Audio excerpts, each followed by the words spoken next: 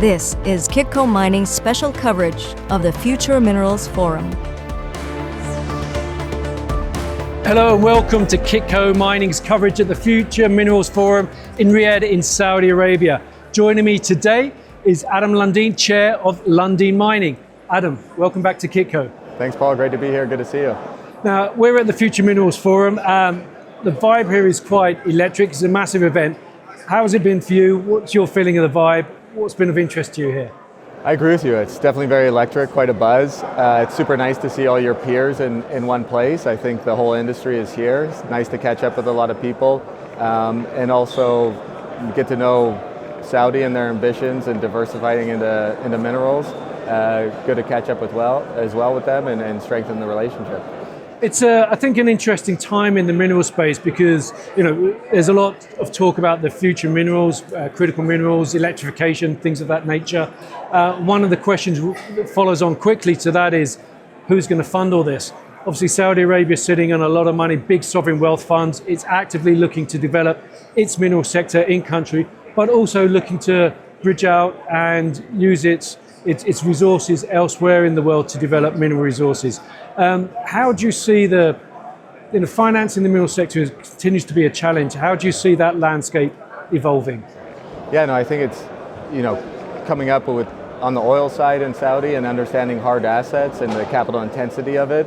It's kind of natural to look at the mining space. Obviously, I think mining's a bit more challenging and takes a bit more time to develop projects, but everyone gets excited when you see a new party enter the space, so wants to come and understand their ambitions. Again, I agree. They want to see what's in their backyard and also see what's abroad, and so I think their strategy will mature and play out over time. And in some ways that, perhaps on a different scale, but it reflects the evolution of the Lundin Group, because the Lundin Group started off in oil and gas and has obviously branched out into mining over the decades.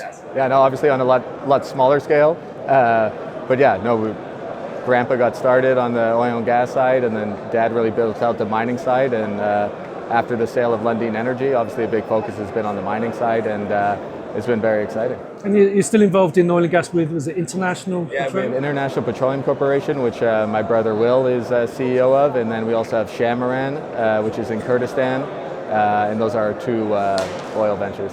Okay, but we're here to talk about mining, and I think it's fair to say that 2024 was an obscenely successful year for the Lundin Group. You had record gold production at Lundin Gold from Fruta del Norte in Ecuador, amazing drill results from the copper exploration at NGEx Resources in San Juan in Argentina. Obviously the buyout of Filo by BHP and the partnership between BHP and Lundin Mining that's looking to develop Josemaria and later on Filo in San Juan in Argentina. And of course, Montage Gold, getting that off the ground with the Koné Gold project in Côte d'Ivoire. Yes. What was the highlight for you?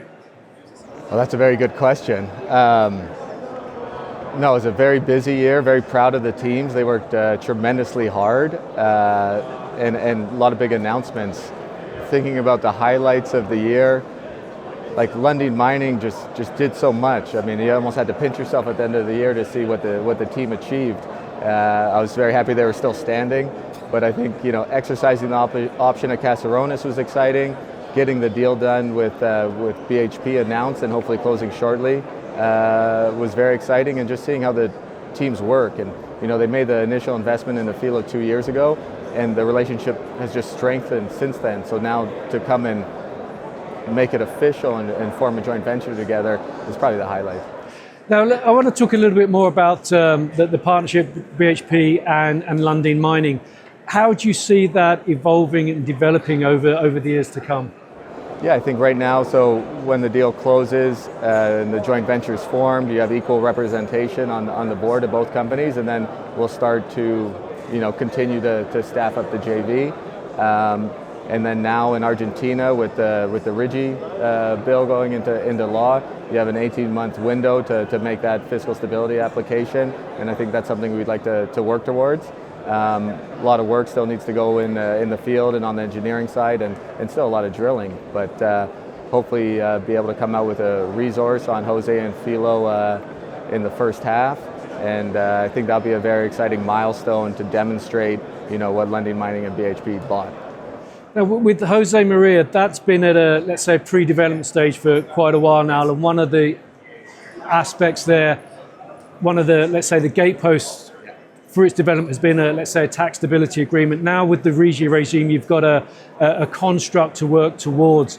You mentioned you've got perhaps an 18-month window to file your application. When do you anticipate the company or the partners filing that application? I think it's prudent. So went into law in July of last year, and you have a 2-year window to apply. So, I know latest when the application will go in. I think the team and everyone, when you're able to come up with a resource and announce further milestones, hard to say exactly when they want to make the application, but I know the last date when we can make it. And so if it's going to be sooner than that, let's see how we get going. But it'll be in the next 18 months. Okay. You mentioned you've got some more drilling to do. With BHP coming in as a partner, obviously they've got very, very technically competent. Their benchmarks, their standards are very high. So if they come in and ask you, hey, we need to do extra work here, extra work perhaps on the metallurgy, extra infill drilling, things like that, that perhaps you weren't considering when it was Josemaria?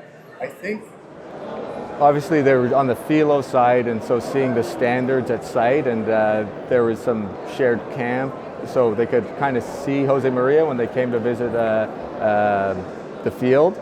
I think they were helping us and giving us pointers along the way. So I think a lot of that has kind of been tackled as we've been getting to know each other over the last couple of years. And so I don't think there'll be too much rework.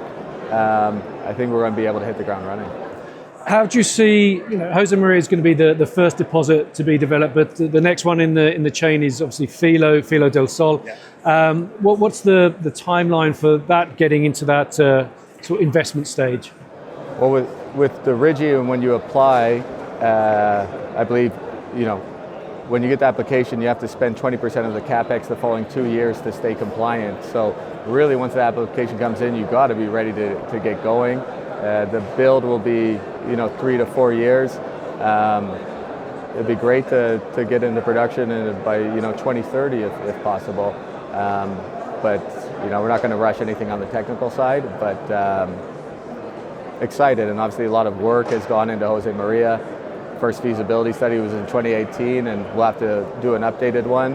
But yeah, seeing Josemaria come in first, and then being able to bring over that high grade from Filo should really juice the production profile.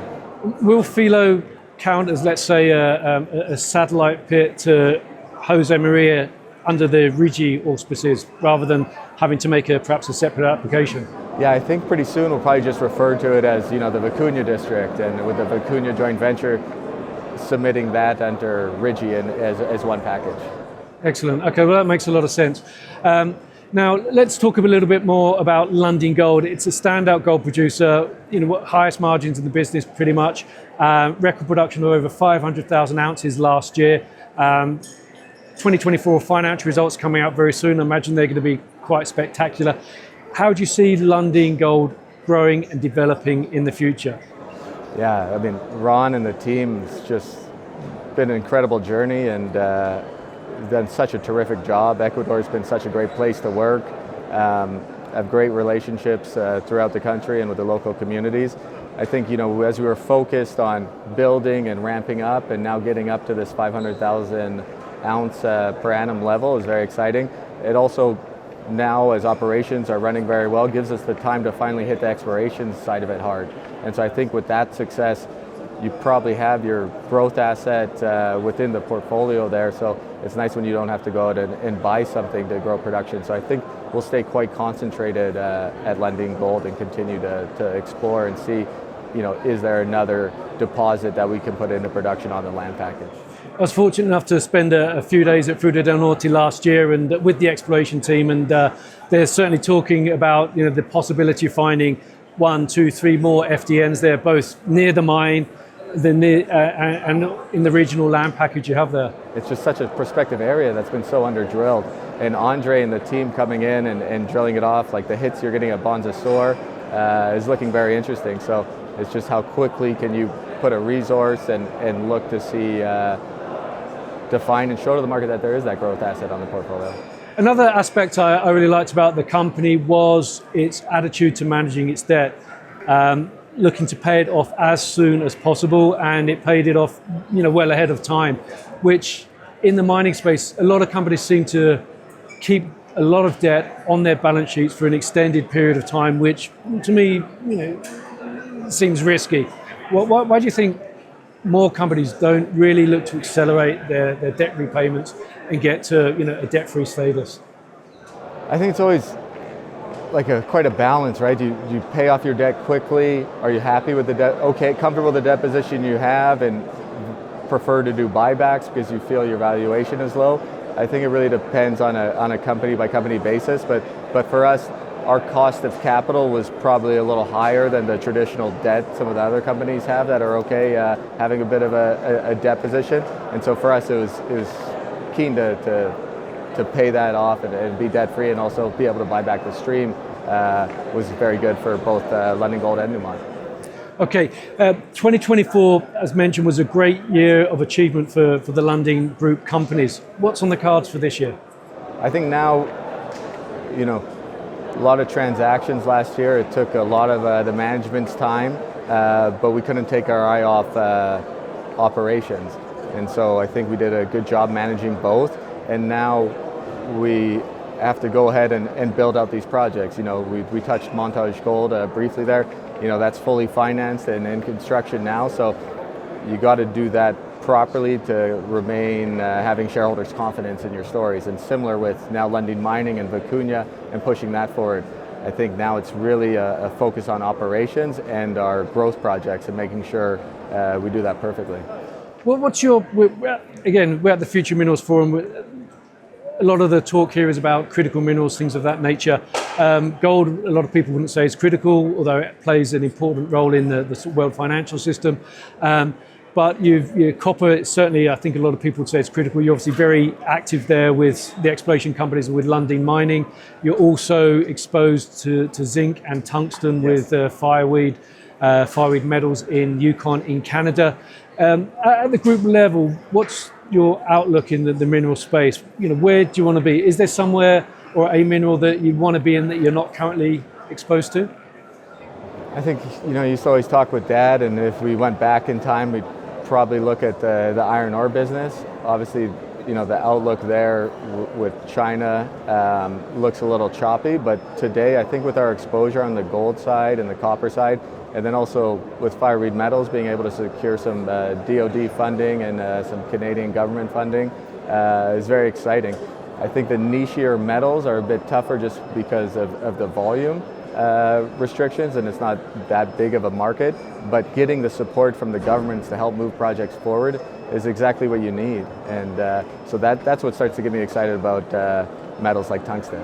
And so how do you view this, let's say, the geopolitical situation? Because the United States next week will have a new president, and tensions between the United States and China, for example, have been increasing. There's a lot of talk about the commodities war or competition for commodities. As a group of private companies, how do you sort of play or seek to exist within that perhaps increasingly hostile geopolitical atmosphere? I think you always have to do a good job and make sure you're working closely with your host nations. Obviously, like mine lives outlast any term that someone's in power for. You just got to try and have that dialogue and see what works and move together, but try not to take sides too much and just try and navigate the political arena. Obviously, it's very different today. With China, Zijin came into Montage, and they've been a great partner so far. I think just try and keep an eye on all of it, but let's see what happens with President Trump coming in and what he wants to do. Let's finish where we started, talking about copper. The copper price has been hovering around that sort of $4 a pound. Seems like forever now. Will copper break out? I think probably continue to see small deficits on the copper side. Obviously, if the price gets too high, you see the biggest buyer of copper, China, kind of slow down, and they've gotten pretty good at not driving the price up too high. I think copper will be strong, between the $9,000 to $10,000 ton this year, and give you enough. There'll be some swings, but give you enough stability to go out and come out with a plan that you can execute on and be comfortable. So that's what, $4.50 a pound, yeah. Okay, so the Lundin Group's got a lot of cards on the table, a lot of developments happen this year. If everything goes to plan, let's say a bit of luck in there as well, where do you want the Lundin Group to be at the end of this year? At the end of this year, it'd be great to give as much clarity on timing and the movement of Acuna. Very exciting to see how the exploration program pans out at NGX. Wojtek's drilling some very exciting holes, some pretty big step outs. So very exciting to see what that yields. And then Montage, continuing to stay on time and on budget with the construction. So I think it'd just be nice to see at the end of this year solid, steady progress on a lot of the projects that we're advancing. Well, Adam, I wish you the best of luck with that. Adam Lundin, thank you very much for joining us today. Thank you, Paul. Great to see you. Good to be here. And we have a lot more to come from the Future Minerals Forum from Riyadh in Saudi Arabia. So stay tuned. And if you like what you see, don't forget to hit that subscribe button. I'm Paul Harris, and this is Kitco Mining. This is Kitco Mining's special coverage of the Future Minerals Forum.